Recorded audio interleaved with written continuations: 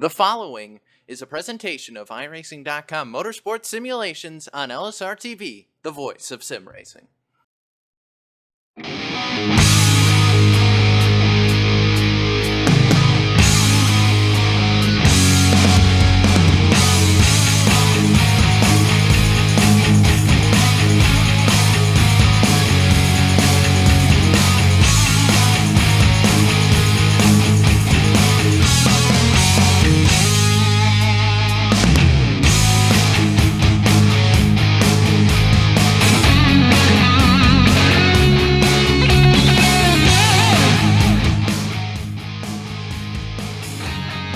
Live tonight from the World Center of Racing. The best oval sim racing drivers in the world take to the high banks for a little bit of preseason Thunder action before they strap in for the first points race of the 2017 NASCAR Peak Antifreeze Series powered by iRacing that comes in just 1 week's time. We're happy to say good evening, sim racing fans, and welcome to the Daytona International Speedway for tonight's LSRTV Shootout at Daytona. Happy to be with you as always tonight on LSR TV, as well on iRacing Live, and tonight Facebook Live. Tuning in with us as these guys just try to shake things out and get excited for the upcoming season. Happy to be with you topside of myself, Evan Pasoko, at the LSR TV booth with Austin Coop, and the lovely and talented Cisco Scarmoza downstairs pushing the buttons and bringing us to you, Coop. Again, these guys are about to embark on, again, a big championship, but it gets kicked off in 1 week's time, the season opener for the NASCAR Peak Antifreeze Series powered by iRacing.com next Tuesday, February the 28th on RaceSpot TV at iRacing Live, and that's really where things start to get interesting. So tonight, you've got the biggest sim racing names on the sim, and there's really nothing on the line. You're not going to lose any points, you're not going to win anything besides some bragging rights. And I know that obviously everybody here tonight in this event because they want to have some fun and they want to win, so don't think they're going to be taking it easy on each other. Oh no, this is definitely one of those big fun races that you get to have, and when you throw in fun into the best sim racers in the world, you kind of wonder how fun are they going to take this? You know, they're so competitive out there on a typical basis. You're going to see moves out there tonight that you're not typical of seeing. You're going to see these drivers make it 3 wide when they shouldn't, maybe possibly. They're going to drive basically with like there's nothing to go back on. Basically, they got to put it all out in the track because next week they're going to have to be a little bit more serious. You know, put their game faces on, and tonight they're going to have a little bit of fun out there, and we're definitely going to have a lot of fun in the booth watching these guys. And also, there's a big learning curve to this too. Being here on the track, it's a lot of fun, but at the same time, you can learn a lot about how the build and these cars are going to work through these next through this next week before we actually have the first race of the season here at Daytona. Yeah, that is the very interesting thing, because obviously, as we had with our coverage of the NASCAR iRacing Pro Series over the offseason, they wrap things up here at Daytona, and the Peak Antifreeze Series is going to get things opened up here at Daytona. So a little bit of an unofficial test session. I'm not sure how much they're really going to be learning. I know that a lot of the teams, especially those who are making their first-time appearances, and we got to meet a lot of those names over the course of our coverage of the Pro Series. They've definitely been practicing well before today rolled around, but they've got an extra 7 nights or so after tonight to be able to get these things tuned in. Tonight's race, again, is not going to be quite as long as they're going to be racing next Tuesday night. It's only 40 laps, top to bottom, so these guys are going to be looking at a 60-mile race. That's a relatively short race at Daytona, but I don't think it's too short, Coop, to the point where, you know, it's a 15-20 lap race that it just has to be complete chaos from the start. The guys are going to have to find a way to take it easy, balance themselves, while still being, obviously, having that sense of urgency, because 40 laps is a lot of time to make up spots, it's a lot of time to lose spots, but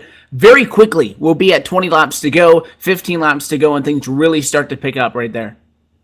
And with 40 guys on the track, you know that some of those guys in the back are definitely going to try and push the issue. And the guys up front, I don't think they're going to push at all. I think they're going to know, well, if we just sit for a little bit and we get the momentum, the high side might come in a little bit. But these guys in the back are going to be coming about lap 20. They're going to want to move because you don't want to finish towards the back at all. You definitely don't want to be one of those last guys crossing the start-finish line in a bragging rights kind of race. So expect these guys to really start pushing forward towards the middle of the run, and at the beginning of the run, have them settle out just a little bit.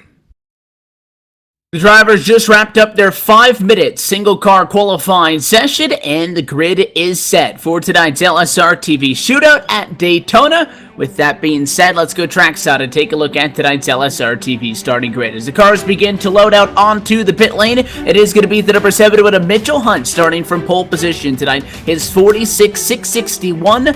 Good enough to put him on pole, and he will be joined on the front row by the number 35 of Chris Shearburn. Blake Reynolds going to start tonight in the number 3 position. He'll be joined on row number 2 by 4th place starter Zach Novak. Just behind them, David Rattler inside of the top 5.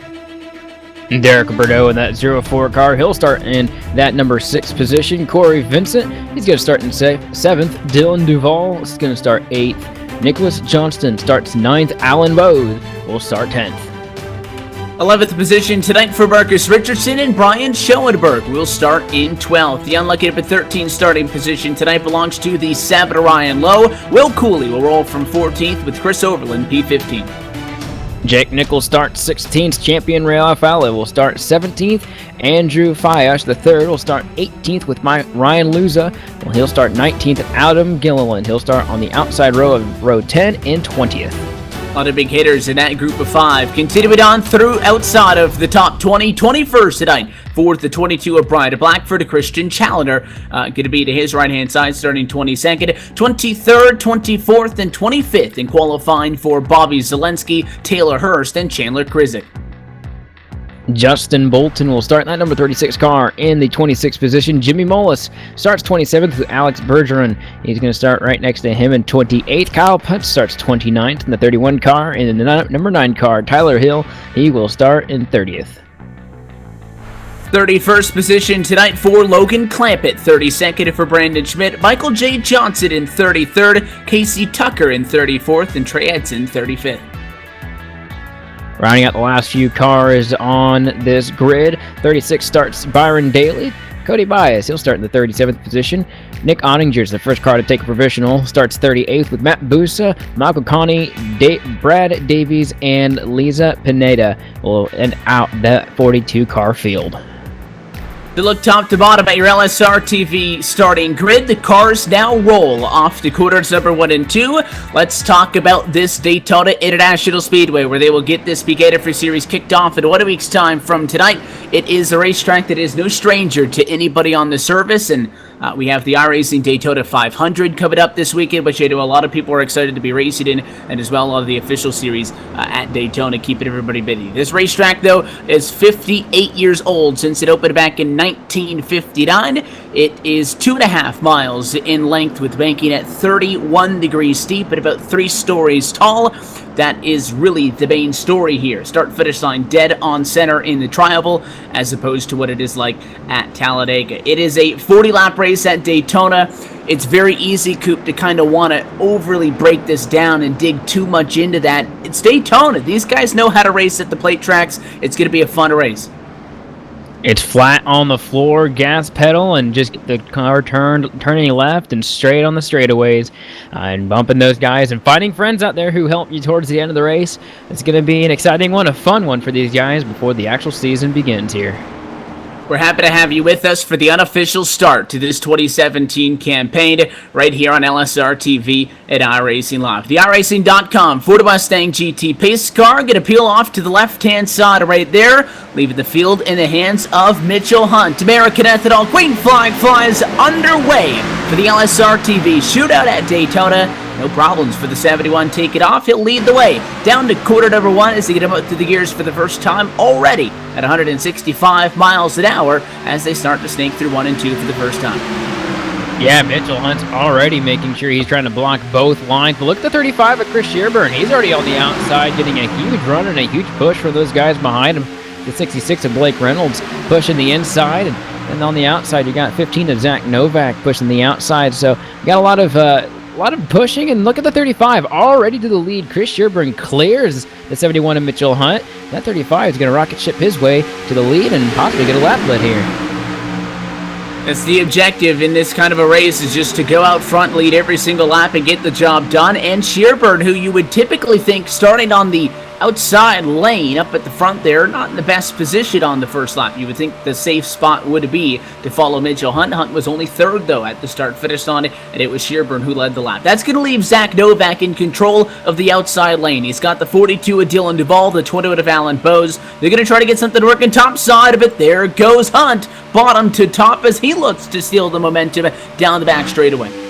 And he's got the momentum, whether he can get him actually into the corner. It's a hard place to do it, but the 15's been a really good pusher. They're side by side, basically, as exactly as it could be. Off the corner, he's going to have a little bit more momentum, but he doesn't have the bump from the 15 from behind. He's going to try and get it here out of the tri-oval. It's not that easy to get in that corner, and he had the momentum. He just got caught right there in the corner. And he's going to have the momentum to possibly get him right here out of 2. We're just going to have to see. But that 15's a good pusher. But once he gets by himself, once he loses that guy in front of him, he does seem to slip back. So watch that 15. Whoever's in front of him is probably going to go to the front.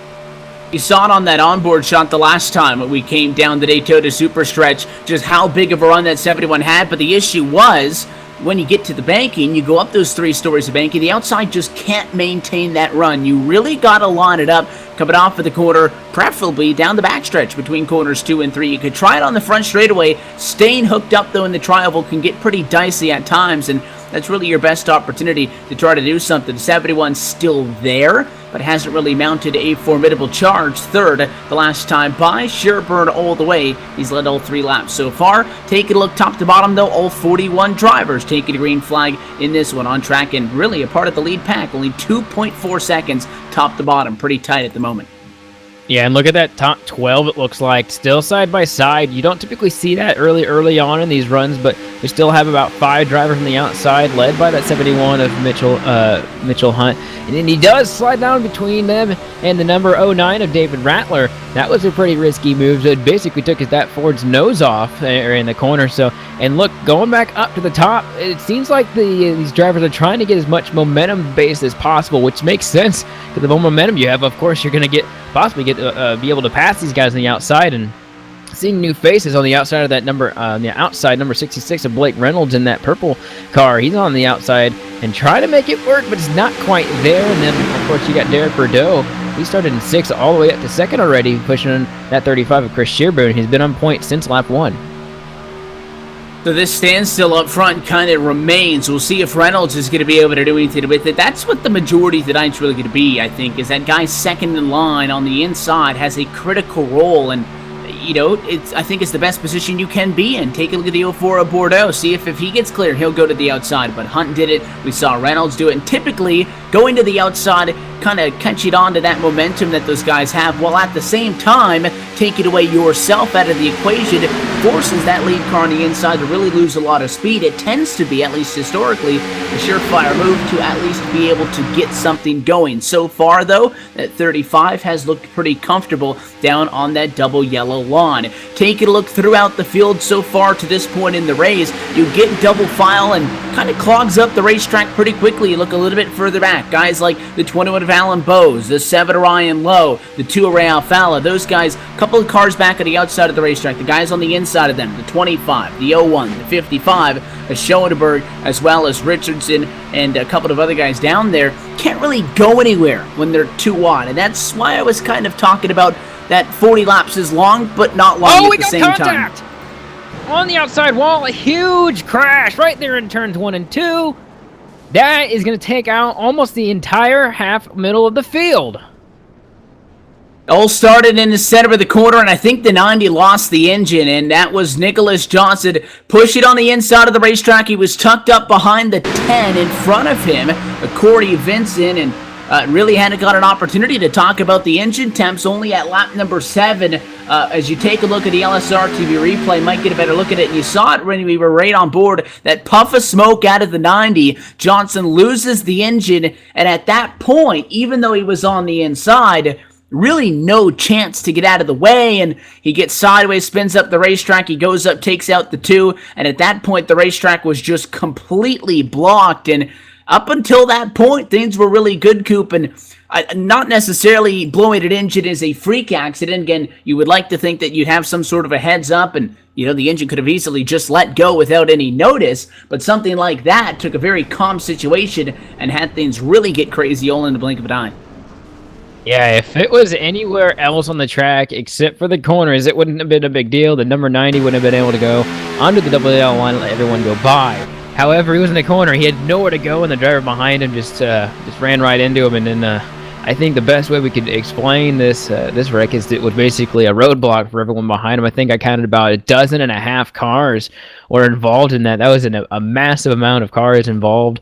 And pit road is a very busy place right now with all these drivers trying to figure out how to get these cars repaired and if they can even get back out there and run the same way. We don't have very many cars on the lead lap as we did. Basically took a third of the field out here. Obviously, Daytona comes with the risk of the big one, and at lap number 7, we saw exactly that happen. And again, just a couple of things that unfortunately happened there. You lose the engine. It happened to be in the corner, which made it a lot more difficult to have really any hopes of, trying not to get that all to break out. And then at the same time, it happened towards the front of the field. If it was 4 or 5 rows deeper back, you probably would have still had, a bunch of guys junked up in a corner, but it may not have been as big. But it happened essentially just at the tail end of the top 10.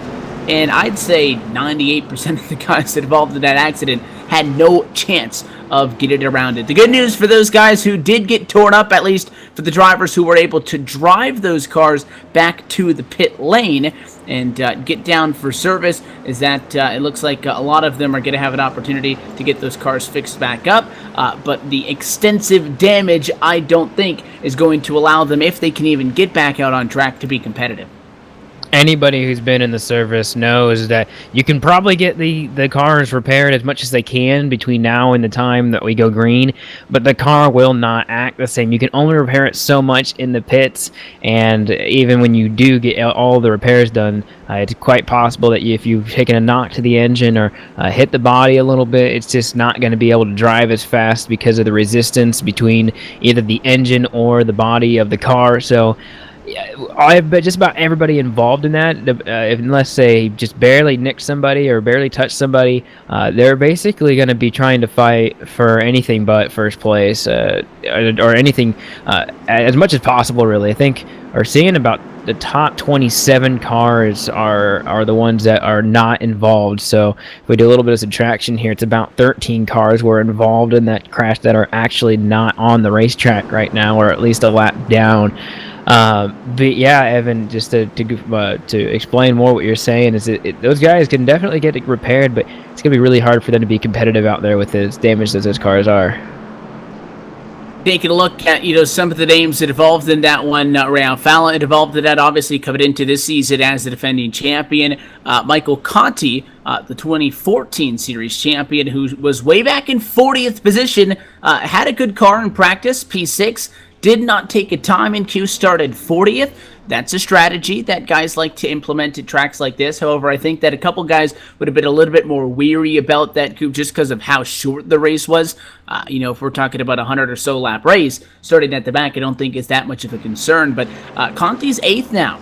So keep an eye on a past series champion up inside of the top 10. Other big movers just behind him. Matt Busa started 39th. He runs in 9th at the moment. Brad Davies, who started 41st, runs in 10th. So half of the top 10, essentially, guys who started deeper in the field than 26th position.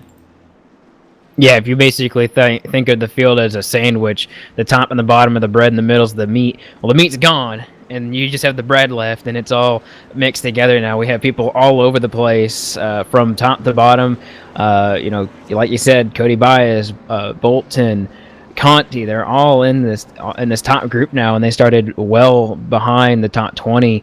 For them, it's really good. They get a chance. I don't think a lot of them took pits. I think the top 7 at least did not take any sort of pit service, and then behind them we probably have a bunch of two tire stops as well, and a little bit of fuel. I think these guys can make it on fuel now that we have a caution, but definitely a little bit of strategy playing here with the way these cars are handling. I think it's going to be an easy decision for these guys to do. It doesn't look like the car's handling bad at all out there. It looks very stable, but for those guys up front, now they don't have as good of tires, and that might be a big deal later on. Light's going to go out on top of the pace car, so we're going to get set for a restart with a very much different looking field as we head off to quarters number 3 and 4. Last time by, keeping in mind a couple of guys towards the back of the lead pack with damage and or still coming down and off of the pit lane, but 24 drivers of the 41 who started this race being scored on the lead lap at the moment. I'd make it about maybe 16 to 18 cars, I think, that still relatively have no damage. Maybe somebody got a little bit beat up here and there, but there's definitely guys in the lead lap who aren't going to be able to keep up at 205 miles an hour, whatever the speed gets to in the pack.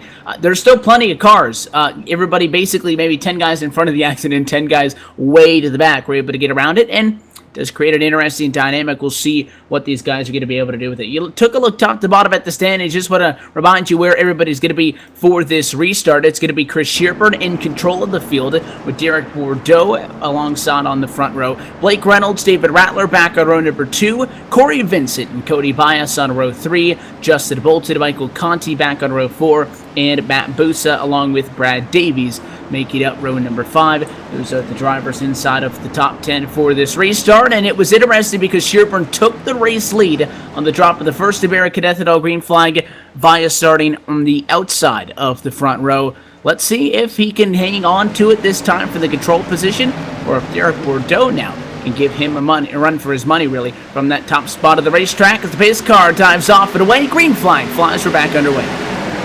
I think he's going to be able to hold this lead unless that car on the outside, the 09 of David Rattler, is able to get to the pushing of the back bumper of the 04 Derek Bordeaux here in the corners. And that outside line did not get a very good start, and they're going to be clear. We got a little bit of 3 wide action right back there in the middle of the pack as well. Looks like Logan Clampett's going to be on the very outside with Alan Bose pushing him there in the corners. And they're going to go backwards, but they do have company, and they'll be able to go into those middle lines and further on down the road.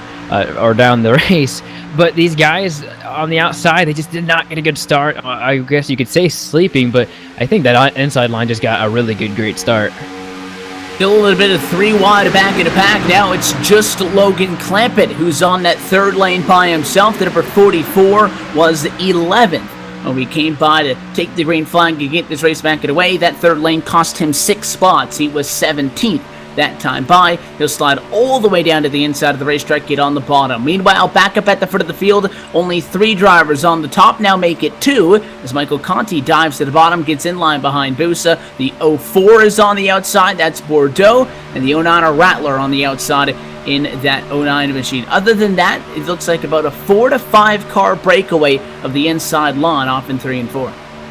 And it's looking really strong right now. That outside line just had nothing on the restart, and now the outside is basically starting to thin out as they're dropping back and trying to find a place to get on the inside. But there, look, Michael Conti is going to go to the outside, try and pioneer that outside line. Looks like the 04 is going to go with him too, and they're going to see what they can do. Trying to get around these guys. Get to the front, of course, is what they're looking for. It's what their ultimate goal is, and they're going to have a lot of guys behind them that'll eventually get there. You got the 11, the 05, the 44, and again, the 21. They're back there on the outside, seeing what they can do to push this outside line.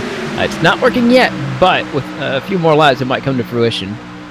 Keeping in mind that this is only a 40-lap race, you can keep along as the night goes on. The ticker at the top of the screen going to show you where we are in the race as well as who's running where all the way top to bottom, but already 14 laps going to be complete this time by, closing in on the halfway point. Big head of steam for the drivers on the outside, and just as I recognized it, apparently Corey Vincent did as well. The 10 makes that slick transition bottom to top, tries to kind of hop onto the bandwagon, take that momentum away from the 5, transfer it on to himself. He's going to pinch tight at a side-by-side fight for second. Can the run continue off of the corner? The guys at the inside a lot more tight on each other's bumper than the guys topside, and in fact the inside with a little bit more speed this time down the back.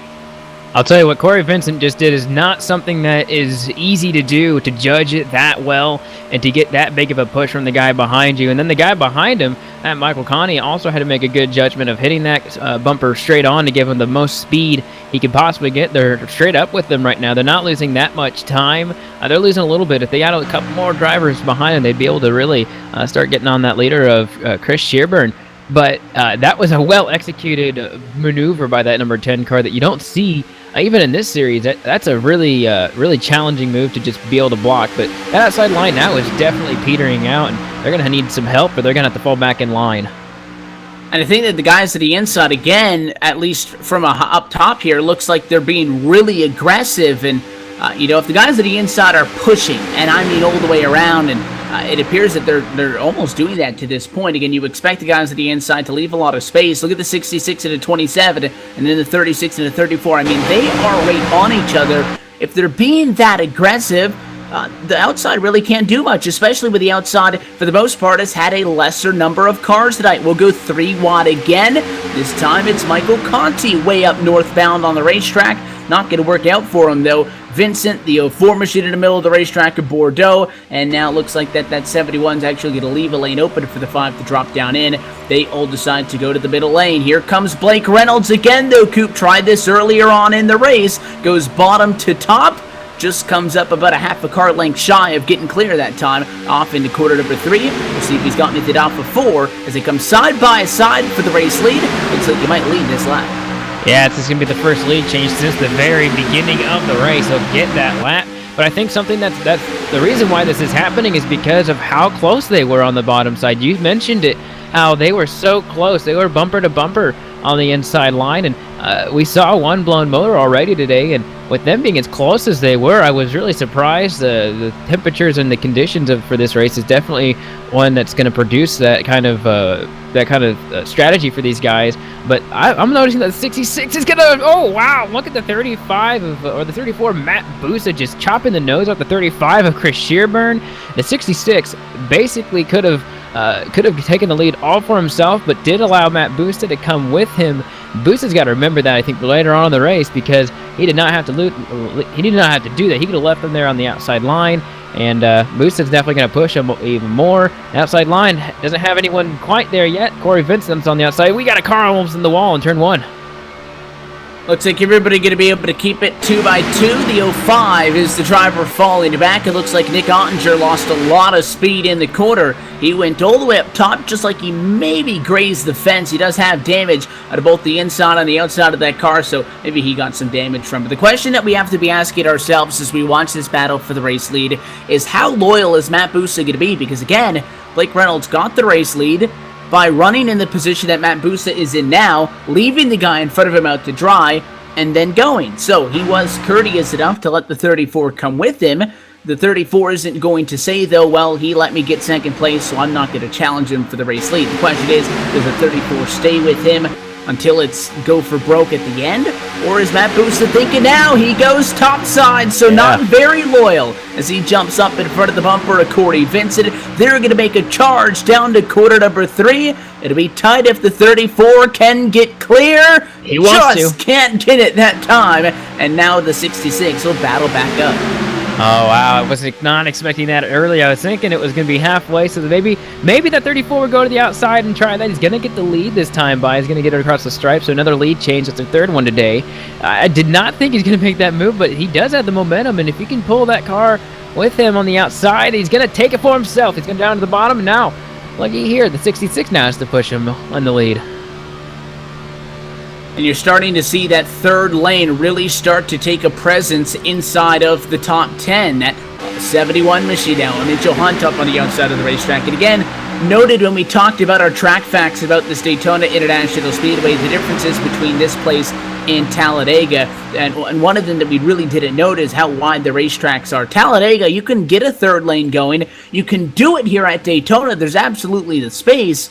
But when you're running the speeds that these guys have been tonight, a very quick pace to this event. The last time by Matt Busa up front with a 43.7. They're running about 3 seconds and change faster than they were in qualifying. The cars tend to move up and down the racetrack a lot. You just can't squeeze those third lanes in, and you can get a car up there on that third lane once or twice, but we haven't seen a sustained third lane. Look at Matt Busa with a block on the 10 of Corey Vincent, and now the 04 up the inside. Derek Bordeaux going to leave the 10 out to dry, and Matt Busa's defensive move left the inside wide open, and now the 66 says thank you very much. He takes it back.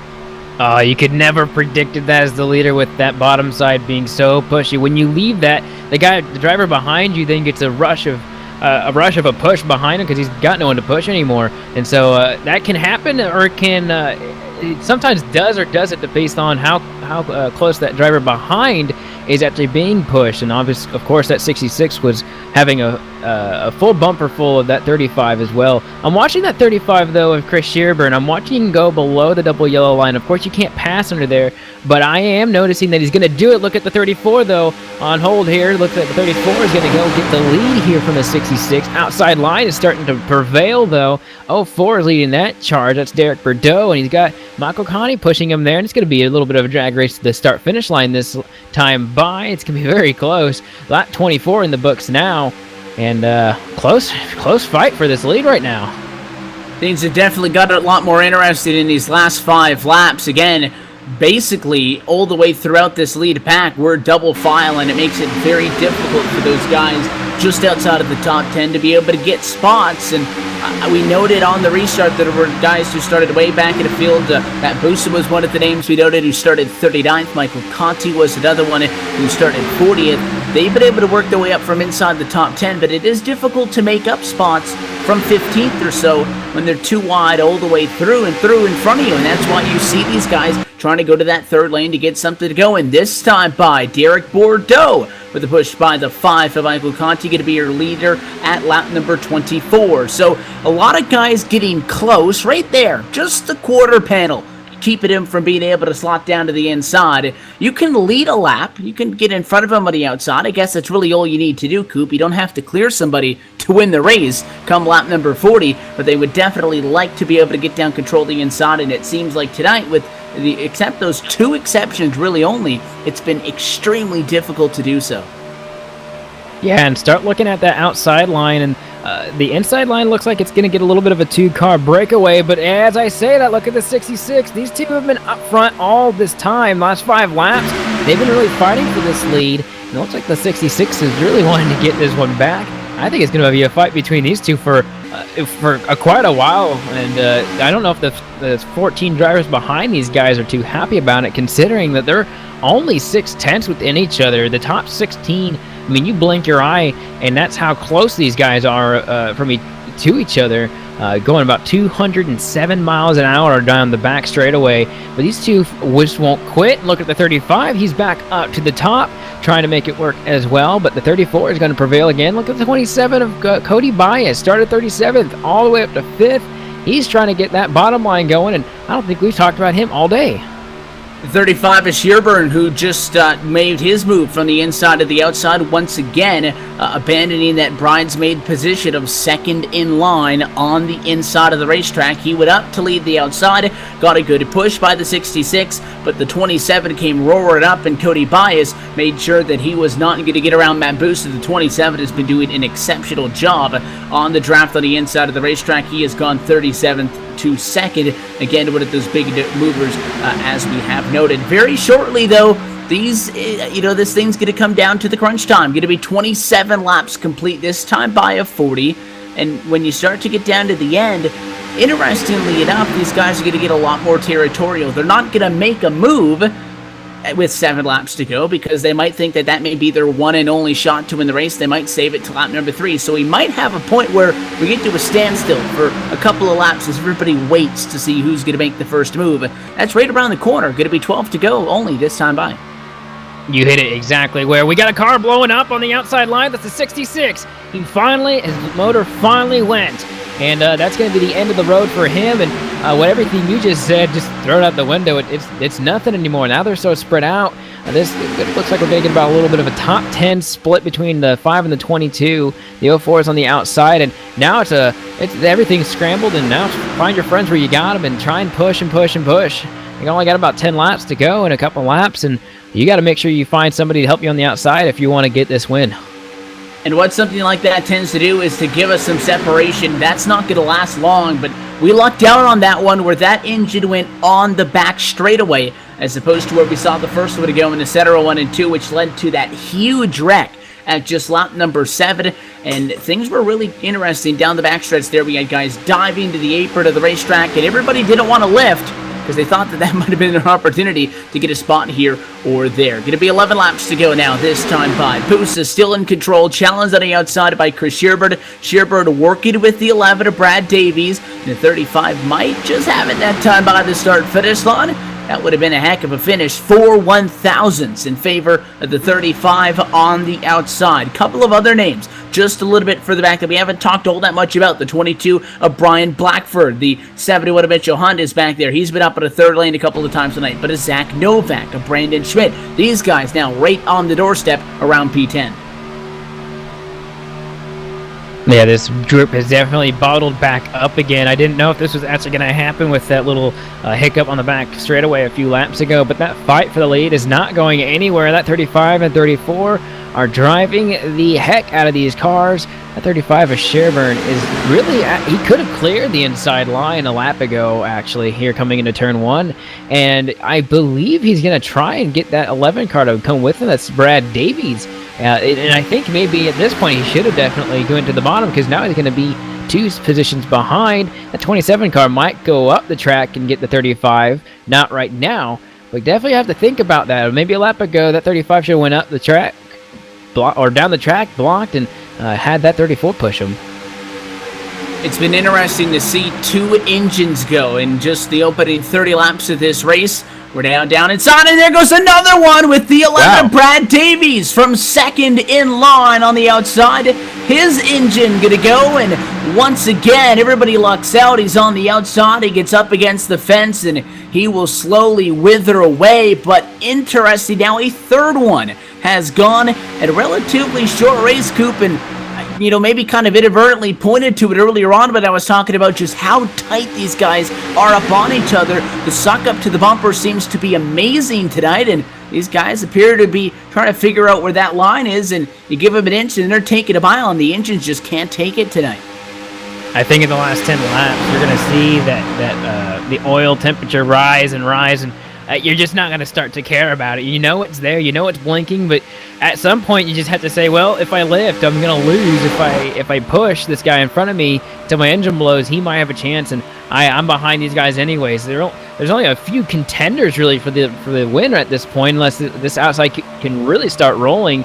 35's being pushed. That's Sherburne being pushed by Logan Clampett on the outside, and they're really trying, but they're not hooked up like we've seen. They're just a little bit, a spread apart, and they're not losing this top group like we've seen. So if they get another driver or two, and then they start pushing, they may be able to make it 6-7 laps, but we really haven't seen these drivers being able to do that with these engines. They're not able to make it for that long. Interesting enough, we've lost 3. I don't want to jinx another 4th one here, but the engines is getting a little bit dicey here with these guys losing this many engines. Yeah, I'll take responsibility for the most recent one, because I was looking at that car too on track at 11, lost the engine. Something else to note is we came by that time 7 laps to go, is typically this is where we would be starting to talk about the point of no return.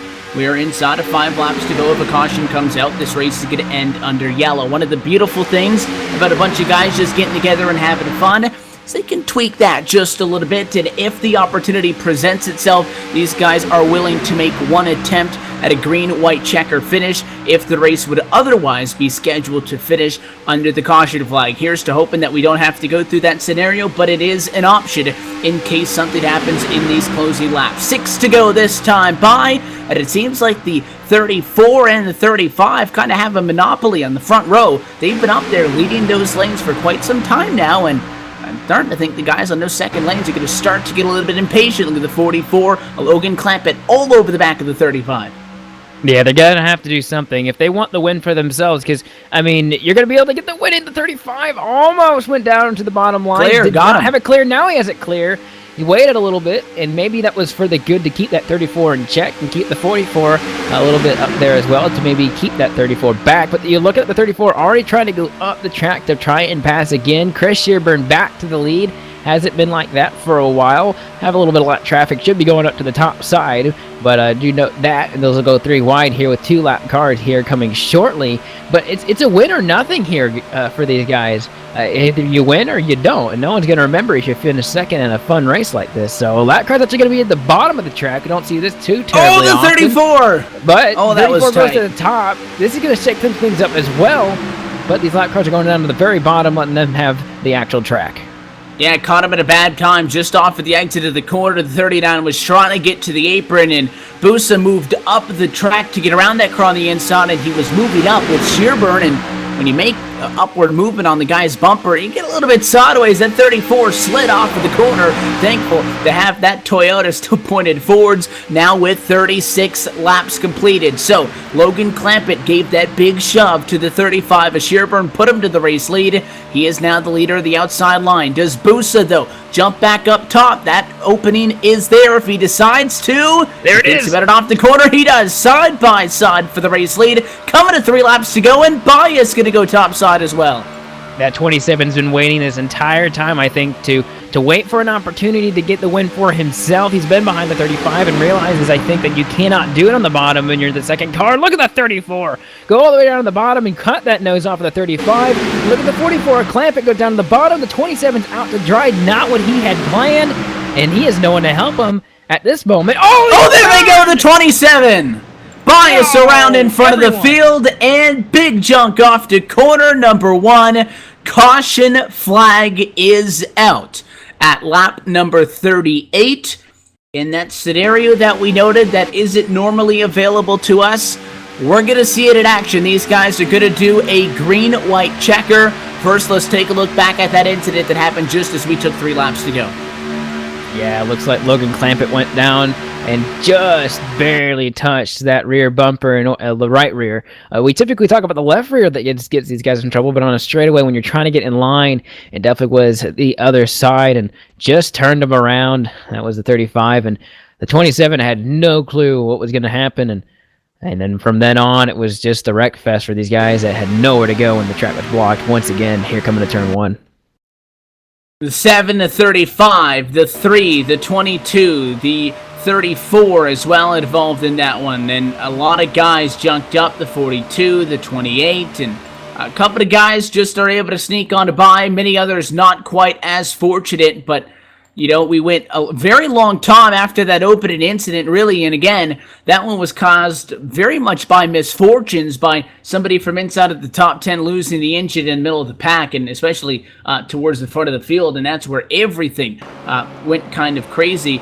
But with that being said, up until that was most recently, this accident right here, really the only accident we've seen tonight, Coop, caused by racing, and you have to expect these guys to be all over each other, especially inside of those final 3 laps of this race, and you know, those just 2 guys going for the win that ended up getting taken out in that one, and now Matt Busa going to be in control when we come to take that green-white checkered.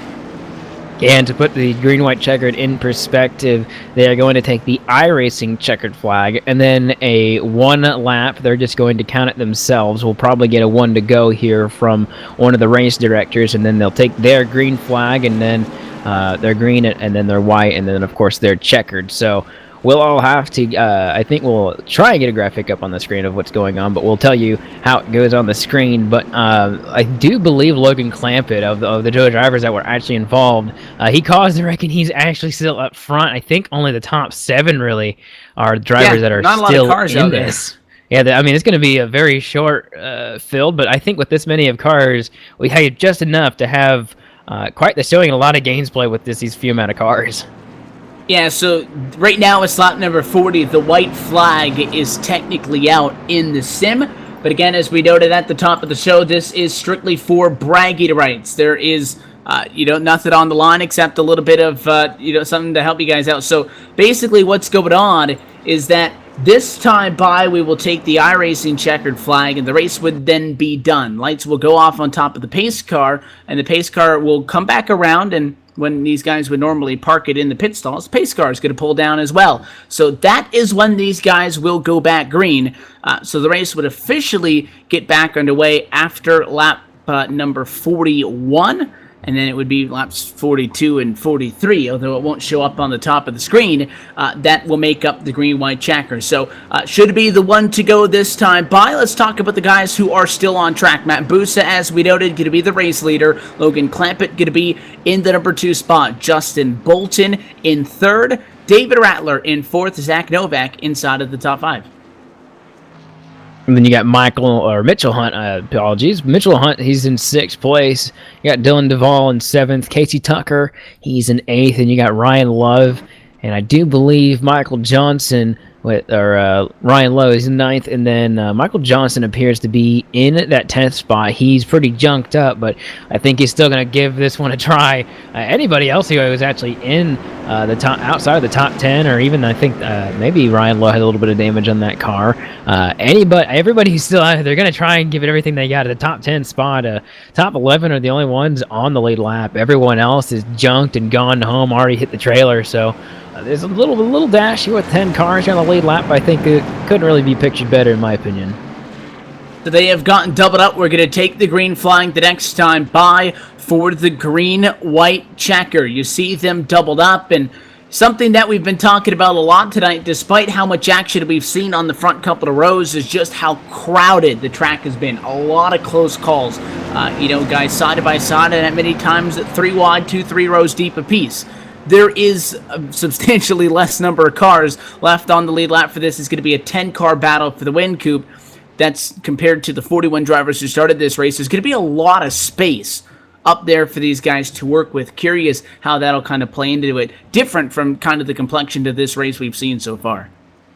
Yeah, if you have a friend out there in that little top 10 group, or it's now 9, there's only 9 of them out there. If you have anybody in that 9, there's other 8 cars out there, and you want to figure out something to do, now's the time to get on the radio and get on there quick and maybe find somebody out there. Maybe the 44 looks to the 09 behind him, or the 71 looks to the 09 to push. And really, once it gets to that last lap, whoever's going to push you or whoever you're going to push, you're going to try and make sure that you can at least try and get the win before it's all over.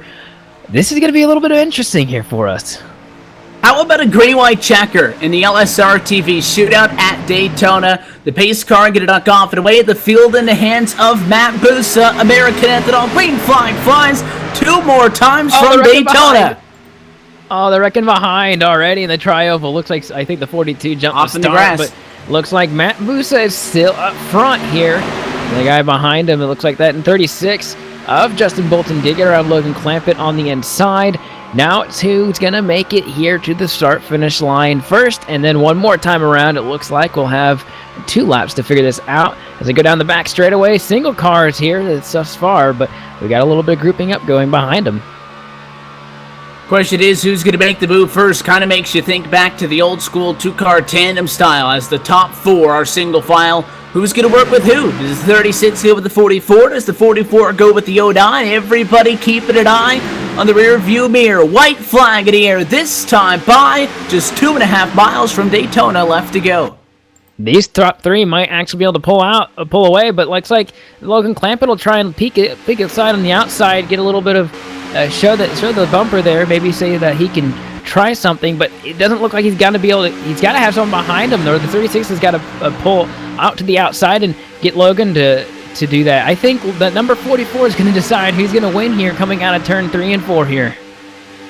Final time, off into the quarter. Matt Boost is going to have to play defense. Does the 44 get on somebody's bumper, give them the win? They're going to be side by side off of the final corner. The 36 looks high. Here comes the 44 up the inside. They're going to go 3 wide for the checkered flag. It's going to be Matt Busa who hangs on in a 3 wide finish to win the LSRTV shootout at Daytona.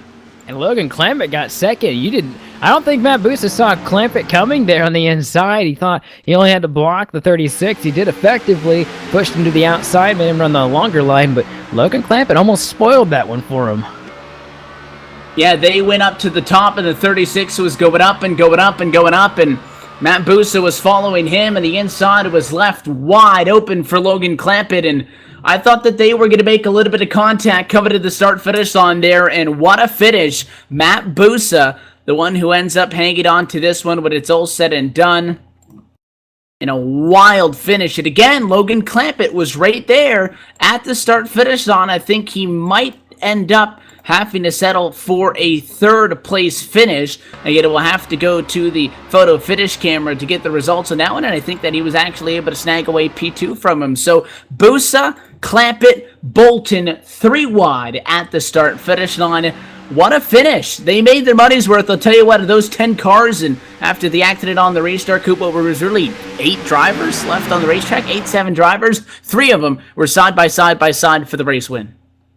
Yeah, it was more or less a 6-car race once the actual green flag flew, because there was a little bit of contact and disagreement on the restart. But once we got settled, it was almost the perfect amount of cars, because you couldn't have one in particular person just push, or you couldn't have one in particular group just go. You had only a few guys out there that really, if you just got the right amount of draft, should I say, you were going to be able to get there. And that's how the 34 won, is he made sure that the 36 of Justin Bolton wasn't able to get that from him on the very end of the race. And if there's any way, I think, to kind of get a season unofficially kicked off, it's with a 3-wide photo finish at Daytona. What a night, as it is the 34 who is headed to victory lane. Matt Busa is your winner tonight from the Daytona International Speedway. We'll take this quick opportunity, step aside for just a moment. We'll be right back from Daytona on the other side of this quick break. You're watching LSRTV's coverage of the 2017 NASCAR Peak Antifreeze Series unofficial preseason Thunder kickoff with tonight's LSRTV Shootout at Daytona. We will be back to the World Center of Racing in a moment.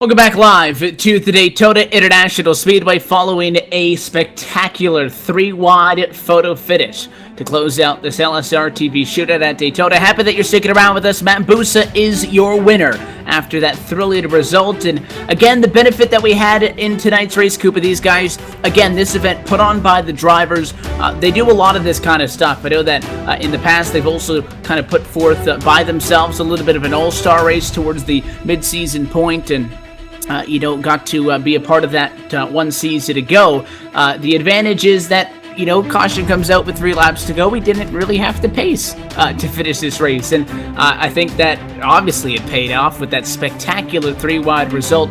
with Busa getting the job done. And we saw a lot of great stuff tonight. 2 big accidents, which is an element of Daytona, but spectacular racing. These guys were vicious. They weren't taking it easy on each other. Maybe even a little bit more aggressive, I think, than they will be next Tuesday night, knowing that if they wreck the car, it is what it is. All they wanted to get at it tonight was a win and have some fun, and that Boost is the one who gets to brag about that for the next couple of days. It was a really fun event, though. Yeah, and Boozer really took the lead by storm when he did get there, and he wasn't going to let it go away, and you basically had to take it from him by sheer force on the outside in order to get it from him, and then when you did, he got it right back. So Busa just kept on being in the right place, which was the lead, all race long, and we had that final caution. It was just really, really difficult to pass him, but definitely, like you said, it was a lot of really good racing, and two big junker crashes got us there in turn 1 to really take a lot of the field out. But that 34 just kept on putting himself in the right place to get that victory. Happy to be trackside now with your race winner tonight for the Daytona International Speedway. Matt Busa gets the job done. Matt, congratulations on that spectacular result, getting the job done. But I think what was about a third of a car length on Logan Clampett there. Talk us through that green-white checker with things really remaining dormant until you guys came off of 4. Other than that, it was single file for the better part of that final run. Yeah, thanks. I thought it was going to be pretty easy there for the first 2 laps, just single file like you said, and then I saw Bolton trying to ease off the gas and build a run on me, so I started dragging the brake a bit, and before I knew it, he was on my outside. I clamped it on my inside and barely got to the line. I had to clamp it. Obviously, having the opportunity to kind of throw those extra couple of laps in there at the end allowed us to have this kind of an excited finish there at the end. I know that the real work starts in 1 week's time for you guys, but this isn't the only kind of event that the drivers put on just to have a little bit of fun outside of the official races. As a driver, does it, how much do you enjoy kind of being able to come out here with all these guys who, in 1 week's time, it's going to be super serious racing against and, still come out here and compete, but do it in a little bit more of a relaxed environment? Yeah, it's a great opportunity to kind of dust off all the rust from the off season, and you also get to see all the new guys who made it in from the Pro Series. A lot of names that I haven't really raced much at all. Got to see how they kind of raced tonight, and as well just learning the draft model, because this year it's a bit different than it was in previous seasons, at least from what I can tell. And I've learned that you really got to focus on qualifying, I think, because track position is going to mean everything next week. Talking about the draft model, you guys were up there at times close to 208, 209 miles an hour. We saw a lot of guys lose engines. At least 3 drivers from the lead pack at times tonight lost the engines. It looked like you guys were really aggressive, though. Everybody was all over each other. How was it out there? Yeah, the first run, I noticed the temperature rising really quick. I got up to like 288. It's probably right on the border blowing up when that wreck happened. And then luckily after that, I had a lot of clean air for the rest of the race, so temperature wasn't really an issue for me. But I did hear a lot of guys on the team over the radio speaking about the temperatures and having to back off to get some air. We'll let you take off here in just a second, Matt. Obviously, you're going to be back here at Daytona, completely different kind of a race for next Tuesday. Is there anything that you can take away from tonight that you guys could apply to that race, or do you think that at the end of the day, the team testing is a little bit more valuable than this? As far as setup, I think I learned a lot tonight. And then for team testing, we're just going to focus on qualifying. I'm pretty confident with the race setup we got. And otherwise, it's just the experience of using the draft tonight and you being able to apply it next week, hopefully, with the same outcome. We'll give an opportunity to say hi to some folks before we let you take off. Anybody you want to give a shout out to? Shout out to Gale Force Racing and Inex. The guys over there do a lot of hard work and don't have any sponsors this season. So if anybody wants to come on board, you're more than welcome. Otherwise, thanks to you guys for broadcasting this, to Ray for hosting the event. I'm looking forward for the season to start. I think if you show somebody a 3-wide finish with that 34 Gale Force car edging out everybody else, it might be a good way to persuade him, Matt. It was an exciting finish for up top side. I know that you guys are looking forward to getting at it next Tuesday. Thanks for sticking around and chatting with us. Congratulations, and here's hoping that you guys have a good season. Thank you. That is your race winner tonight in the LSRTV Shootout from Daytona. Matt Busa takes home the check of the driver who snuck into that and just about stole it. The driver of the 44, Logan Clampett, comes home second. Trackside with him is Austin Koo. Yeah, right next to Logan Clampett right here. Logan, the last time you were on LSRTV, you were actually up here in the booth with us. You're back on the track doing what you do best. Coming to the start-finish line, you almost stole this one, and I'm looking at your car actually after the race is over, and the nose is pretty busted in. I'm pretty surprised you were actually able to get as much of a draft and as much of as good of a finish that you were able to get with as bad as that car was. But tell us how it was out there. A little bit different for you than seasons past, is what we've been hearing.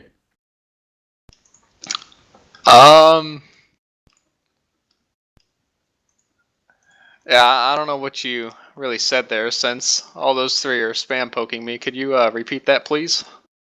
How was your race tonight, Logan? Oh, how was my race tonight? Oh man, it was great. Car handled really nice. I didn't really want that kind of weather, really cold weather, but it was fun either way. That first wreck, I was like around P31, and then I just hopped up to P12 and slowly made my way through the field, and I just want to say sorry there to Sherburne and whoever was caught up in that other wreck there with about 3 to go. That was 100% me. I tried pushing him past bias there and accidentally got him in the right rear, and it was on from there. And I was hoping I'd get boosted there coming to the line, but not start finish line was a little too close. Maybe if it was Talladega, there might have been a better chance. Now, one of those wrecks you narrowly dodged right there in turn one in the opening laps of this race. I saw you hard on the brakes on the outside. Talk to us about how it happened. We know that the engine blew, but for you getting slowed down enough to avoid that wreck was pretty skillful from a lot of you guys. I think we counted about 16 cars that were added up in that wreck for a bunch of guys that are really good, and we could say as the world-class act in sim racing got caught up in an accident like that for you to slow down. Yeah, I saw that wreck and I just slammed on the brakes pretty much, and I saw a bunch of others just fly right on by me into the wreck. So that was a great view to see there, but I'm just lucky I didn't get involved in that big one there and got P2 in the race. Well, before we let you go, as always, we're going to let you have a chance to make a shout out to anybody who makes it happen there for you. Well, first of all, shout out to my new team that I'm on in X Racing. They built an awesome setup for this race, and for next Tuesday, I can't wait to see how that race will turn out. Gale Force Racing for the help tonight. Congrats to Busa, NX, GFR 1-2, and JDR Graphics on the hood for today's race for the Shootout. Racer Boost, secondary sponsor. Couldn't do it without those two, the Drill Spill, and then finally our team sponsors that support us so much, V Racing, iAnalyze Racing, and SimLab. Well, congratulations on your second place finish there, Logan. We'll let you go. We're going to go down a little bit further to pit road. I do believe Evan has caught up with the number 36 of Justin Bolton, who finishes just a shy third place behind Logan Clampett. Yeah, we were going to chat with Justin Bolton, and I believe he was waiting for us, but I don't see him at the moment. So we'll see if we can get back with the driver who was a part of that three-wide finish. Let's get a chat with Zach Novak, see if we can get him on the radio, the driver of the number 15. Zach, you got us? Yeah, how are you? We're doing all right. I know that your night was doing all right till about lap 38, and then things got a little bit hairy in front of you, and that number 15 wasn't necessarily able to completely get away from it. You didn't end up on your lid, so it's safe to say that you were better than some of the other guys, but you guys didn't have enough of a car there to be a part of that exciting finish at the end where the three-wide finish went down. But up until that point, you guys started fourth. The car was up there for a good part of it and right in the thick of things. You have fun tonight? Oh yeah, it was fun. We got through that first wreck. Luckily, we were up front to start, and I heard it was big junk around lap 7 or so. So luckily, we got through that, and we got to last a little bit longer throughout the whole race and just have some fun. it was a lot of fun tonight. I enjoyed just being able to race with all these guys. It's a real learning curve for me, and it was fun to kind of get in the groove of things. It looked pretty intense out there. I know that obviously this is where we're going to be in 1 week's time to get things kicked off and all, but we had kind of been thinking out loud in the booth here that you guys might be going at each other a little bit harder tonight than you will be in 1 week's time, just because if you junk out of this race going up for the win, it's not a huge deal. And to kind of maybe test the boundaries and test the limits and see where that line is. The cars looked really racy out there. We saw a lot of guys making moves top to bottom. We saw a third lane come into play for a short amount of time a couple of times tonight. How was the draft out there in that pack of 20 some odd cars? To start, I didn't have too much of an issue with it because I was out front. But then once we got that first yellow, I dropped to the back. I took fuel, safe with it. I didn't really know if we were gonna run out or not. So I went in and took fuel, and from then on, it was really difficult to get out front. And the highest I got to was I think 10th, and I just couldn't make up any ground. But luckily, we didn't get on our lid in that second wreck, and we made it through to at least officially finish 5th, I guess, without that green-white-checkered. Is there anything that you guys can take away from this? I know you talked about the learning curve. Is it really just something about getting more and more track time with these guys and trying to, figure out who kind of does what? And, how do you, I asked the same question to Busa there. How do you kind of compare tonight's experience and its kind of relativity to what you guys are going to be doing in 1 week's time compared to the team testing that I'm sure everybody's been doing?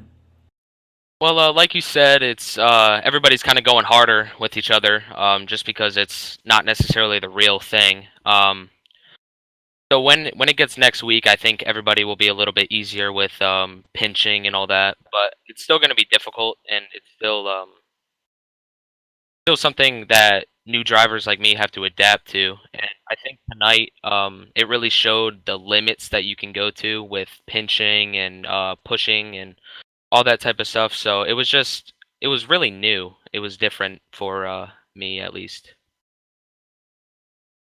I know that you guys are obviously excited to get things underway. Between now and next Tuesday, kind of what's the game plan for you guys to, put some final touches on getting prepped? We just got to make sure our Q set's really dialed in. Tonight we had a good Q lap, qualified 4th. And my teammate Will Cooley qualified 14th. So we just got to make the race, me and Will both. And tonight it looked pretty good. I don't know how many people brought their A game for Q. So we'll hope tonight is reminiscent of next week, and hopefully we can make the show. Zach, thanks for sticking around and chatting with us. Any sponsors or shout-outs you want to give a call to? We got you as well. Yeah, I'd like to thank Wilkinson Enterprises. We'll see them on the car later this year. And primary sponsor, Infinite Creative Solutions, will be on the car up until then. And I want to thank everybody at Zero Gravity Racing for getting me in this position to even race in this series. And, they brought an awesome car tonight, and I'm looking forward to next week. I think in the overall scheme of things, it's an unofficial 7th when we came across the start-finish on at the end of the night for you, Zach. Again, hey, thanks for sticking around and chatting with us. Congratulations on making it through this one. Best of luck. Hopefully we'll talk soon. Thank you, guys. So that is your driver who comes home about 6th or 7th back of the pack. One driver who got a front row seat of that exciting finish was the driver who crossed the start-finish line in 4th, Austin Coop, as trackside with the 05. Yeah, that number 05 comes home 4th with like you said, fantastic view. Nick, coming to that start-finish line, did you have anything for these guys up front? You had a little bit of damage on that left front and maybe a little bit of the nose. And you had a guy behind you pushing you. It looked like the 28 of Casey Tucker was behind you. You just didn't have enough time. Do you think if maybe one more lap you would have been able to get these guys? I appreciate it, Austin. Yeah, I do. Then we had another lap, just another set of corners. I could have at least snuck it to 4 wide or something, because they were obviously battling for the win there, but I don't know. I was just happy to actually finish in the top 5 after how our race ended up. I have to thank Casey for sure for giving me a push and sticking with me there.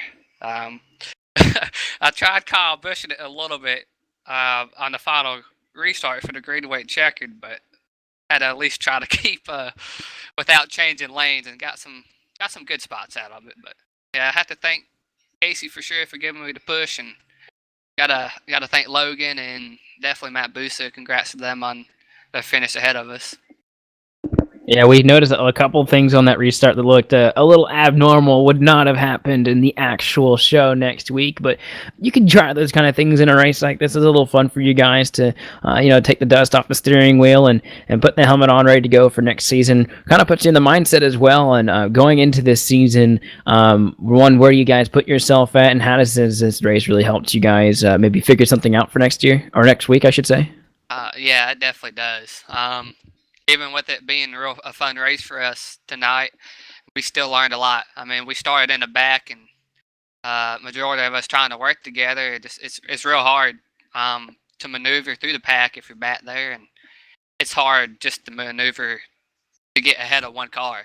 And it was very evident tonight of how it was in the back for us. I mean, definitely a learning experience, and I don't get to do many interviews. I didn't do too good last year, so hoping we could change that around in our 05 Ream. I expect us to be better this year. Well, you see, we talked to you now. You looked like you did take a fourth place finish, but something that people don't really realize is that there's 41 cars here on the track tonight. You don't get to go with that many other cars unless you organize something like this or have an all-star race. You typically test with your teammates, and you may be able to get a few guys from the iRacing community to help you guys out, but not 40 drivers total. So this is a little bit of different experience, and it does help for next week's race. But before we let you go, I'll let you take a chance to give us any shout-out sponsors. You already said Ream, but who else makes it happen for you on the 05 machine? I got to thank Ream again. I mean, they've stuck with me definitely every year I've done the NASCAR Pick Antifreeze series. I got to thank Rue, got to thank basically the Gale Force Racing guys. I mean, without them, I wouldn't be doing this series as much. I mean, got a good group of guys at Gale Force. Got to thank the NX guys for what they helped us with at the end of last year and what we're going to do again. Hopefully we're looking for better things this year, and hopefully we get it done on track. All right, we plan to see you here soon, of course, on the other side of things, but congratulations on your fourth place finish tonight, Nick. Thank you, guys. You guys have a good night. All is well for those drivers, and I do believe we have one more driver to take care of. I believe Tucker in that number 28, Evan Pasoka, is going to catch up with him. Yeah, he also had a pretty good view of this thing. When it came down to it, Casey Tucker gets the 5th place finish tonight from the Daytona International Speedway. We're trackside now with the driver of the 28 Ford. Casey, congratulations on getting the result you guys got tonight. I know that the objective for everybody was to get the win and get those little bit of a bragging rights, but you survived the night, which is a step in the right direction compared to some guys who had an early exit in that big junk on lap number 7. For you guys, started way back in 34th position. I know that kind of put you in a good spot to be able to avoid that big wreck, and just kind of walk us through how you were able to creep your way up there as the night went on. Yeah, starting way in the back. I mean, you couldn't really do a whole lot as far as passing, so your only real option was to ride around and hope they crashed. So whenever they did, obviously we took the advantage of the track position we got out of that. But as far as how I worked my way up, it was mostly just letting other people crash. That was it. You couldn't really pass much. I mean, once you got up in the lead draft, you could kind of pass a little if you got lucky, and then they checked up and you got a good run and you had a nice push, you could pass somebody. But other than that, you're kind of just stuck. You're kind of stuck in line. So qualifying, very important. We didn't do very good qualifying, so we'll have to work on that. But the car was good. I mean, it was fast. The problem, I think, more or less was the weather, the fact that it was overcast and dark and cold.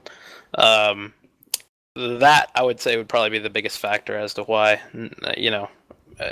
more people couldn't make aggressive moves. I think it would be a little more interesting if the race is hot come the peak race. How do you guys kind of take the results from tonight based on the weather and kind of guesstimate and try to, kind of play around with that going into Tuesday? Again, having a result tonight where the car is good, not good in qualifying, but, by your description and, by the way it kind of ended up for you guys with a little bit of luck on your side, relatively good in race trim. All right. Well, based on the way it drives, I mean, we can learn a lot from the way it drove in race trim and in the race itself, even given the weather situation, just because of the way the car drove itself. It wasn't unbalanced or anything. It was fairly easy to drive. Some setups have a tendency to get a little loose into the corners, or a little loose on exit, or loose in the tri-oval. But with the car, at least the one I was driving, I didn't have any of those issues. As far as the temperature goes, the hotter and slicker it gets, the better it'll be for racing. Because obviously the more grip you got, the more everybody's just holding it wide open, and there's not a chance for much progress to be made, especially with the way the draft model and the draft is currently. But whenever the track is nice and hot, you can, some people have to lift if they get down to the corner too hot, and they'll create the ability for you to pass them on the outside or get a run or something of that sort. So, as far as temperature goes and track state goes, we learned a lot. The car's good, so that's a plus. I know that these events has to be fun for you guys. The testing that everybody's been doing, obviously in anticipation of getting this thing underway, and there's a lot of, not sure if nerves are the right word, but everybody's just kind of jittery to get this underway. After next Tuesday, we'll get back into the swing of things of going every other week, and I know that guys will kind of settle in. What does a race like tonight do for you to prepare for that? Again, you really didn't have a lot on the line, just kind of come out here and have fun. Kind of having this little bit of a laid-back test session at the same time, kind of in the middle of all this prep that I'm sure all the teams are up to. Yeah, for sure. It helps me out a lot, because in the off season I didn't do a whole lot of iRacing at all myself.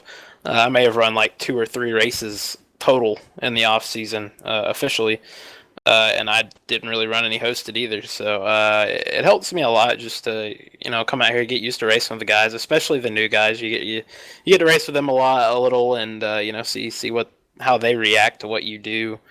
See how everybody's feeling this year, kind of get a feel for the track, the car, everything. It helps a lot. And it's a good test session. You come out here with 41 cars. I mean, you can't really beat that as far as, you're testing with a team or even 2 teams. You're not going to get the same effect as if you have 41 cars on the track. So it always helps to come out here and do races like this. And it is a good bit of fun to come out here with everybody and, just brawl basically and have a good time.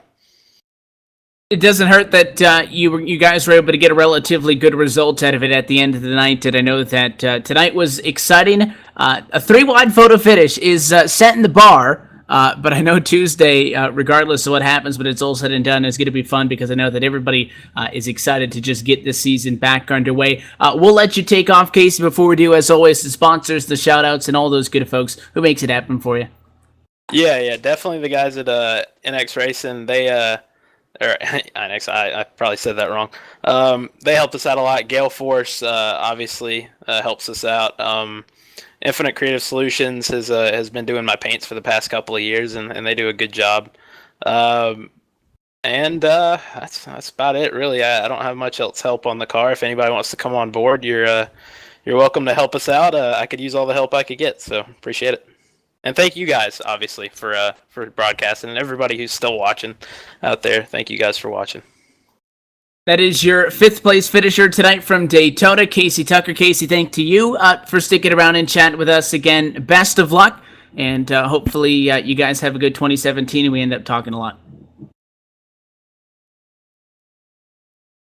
So those are your top couple of finishers in what was an unconventional end to a race, Scoop, and I'm excited and I'm happy that we were able to kind of do that green-white checker at the end to give everybody a little bit extra. It paid off. In one of the better Daytona finishes we have seen in quite some time here on LSRTV at iRacing Live. And I bet you if the drivers weren't just itching to get this thing underway before tonight, they definitely are now, just 1 week out from the season opener of that 2017 NASCAR Pick Antifreeze Series powered by iRacing that gets kicked off right here next Tuesday night. Yeah, not only are the drivers excited, but the fans are excited, we're excited, the viewers at home, I'm sure, are really looking forward to it. It's kind of like a little bit of a taste of what it's going to be like next week. So get a little bit more serious, of course. But, of course, these guys always typically have fun, especially if they're towards the front, getting a win. But it's going to be down to business next week, and there's still a few go homers for those who did not get their license, the proper license for it. So there's still going to be that on the line. There's still going to be a lot of line next week. It's going to be the opener, the Daytona race that every time we come here, it's always a thrill to see and find out who's going to win. Is it going to be Matt and Busa? We'll just have to see. It's some of the most exciting parts of that race next week, maybe during the pre-race show when that qualifying's taking place, seeing just who's all going to be on the grid to get that 2017 campaign kicked off. We'll leave it with you at that, as Matt Busa is your winner tonight for the Daytona International Speedway. Do want to remind you that you could catch the 2017 NASCAR Peak Antifreeze Series powered by iRacing with our friends at Race Spot TV beginning next Tuesday night at 9 o'clock p.m. Eastern Time, and continue it on basically every other Tuesday throughout the year. It should be an exciting championship, and I know that everybody's excited to get that one away. I want to thank you for tuning in tonight. Do want to give a shout out on behalf of the entire team on our end of things at LSRTV LLC, for the folks behind the scenes, and for the broadcast crew, for myself, Evan Pasoko, for Austin Coop, for our producer, Cisco Scaramuzzo. I want to thank you so much for tuning in. You can find more information out about us online at our website at www.livesimracing.com. I also encourage you to stay up to date with us on social media, on Twitter at LSRTV. You can also give us a like on Facebook at facebook.com/LSRTV official. Matt Busa is your winner tonight from Daytona. We will see you next time here on LSRTV, the voice of sim racing. Good night.